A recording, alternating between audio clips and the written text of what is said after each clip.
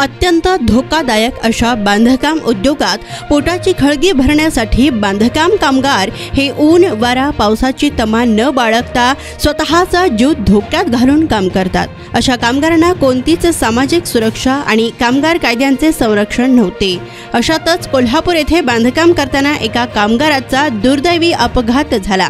त्यांना उपचारासाठी मुंबईत दाखल केलं, परंतु उपचारादरम्यान त्याचा मृत्यू झाला असल्याची माहिती घेऊन विधिमंडळात प्रश्न उपस्थित करून बांधकाम कामगार कल्याणकारी मंडळ स्थापन करण्यास सरकारला भाग पडलं। बांधकाम धारकांकडून 1% सेस घेऊन त्या सेसमधून बांधकाम कामगारांना लाभ देण्याची तरतूद करायला लावले। त्यामुळे आज महाराष्ट्रातील संबंध कामगारांना लाभ मिळत आहे व कल्याणकारी मंडळ योजनांच्या अंमलबजावणीबाबत सरकार उदासीन असून येत्या काळात कामगार विरोधी धोरणे राबविणाऱ्या सरकारचा पराभव करा आणि जनतेच्या हिताची धोरणे राबविणाऱ्या सरकारला सत्तेत आणा, असे आवाहन ज्येष्ठ नेते माजी आमदार कॉम्रेड नरसय्या आडम मास्तर यांनी केलं।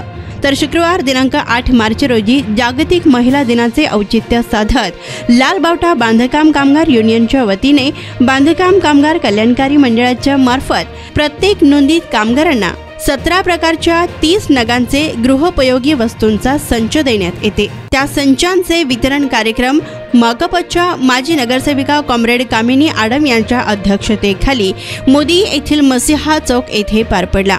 यावेळी अध्यक्ष भाषणात कामिनी आडम यांनी आपलं मत मांडलं, तर व्यासपीठावर शंकर म्हेत्रे, प्राध्यापक Abraham Kumar, Amit Manchale, Marepa Phandilolu, doctor Novel Anmol, advocate Anil Wasam, David Manchale, Benjamin Balgeri, प्राध्यापक देवपुत्र कुरकली, येसुदास भंडारे, इमॅन्युअल भंडारे, हेबेल जगले, याकोब जगले, मार्कस जगले, मोजेस तिप्पलदिनी आदींची प्रमुख उपस्थिती होती। तर या कार्यक्रमाचे प्रास्ताविक प्राध्यापक अब्राहम कुमार यांनी केलं, तर सूत्रसंचालन व आभार प्रदर्शन ॲडव्होकेट अनिल वासम यांनी केलं। शेवटी कार्यक्रम यशस्वी करण्यासाठी अजय भंडारी, सिमोन पोगुल, टोनी जगले, नॅथन बुर्ले, सुनील काडे, सुरेश फरड, पिंटू भंडारी, जेम्स तिप्पलदिनी आदींनी परिश्रम घेतलं।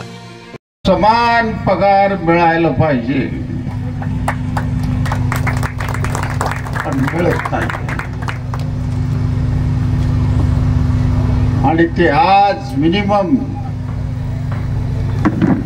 आपण मागतो आहे 750 रुपये प्रत्येक दिवसाला 8 तासाला पण मागतोय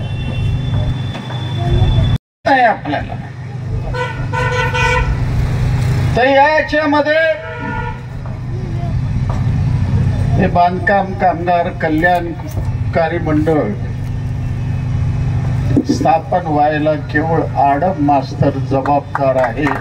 अत्यंत पुराव्यानिशी मी आपल्या पुढे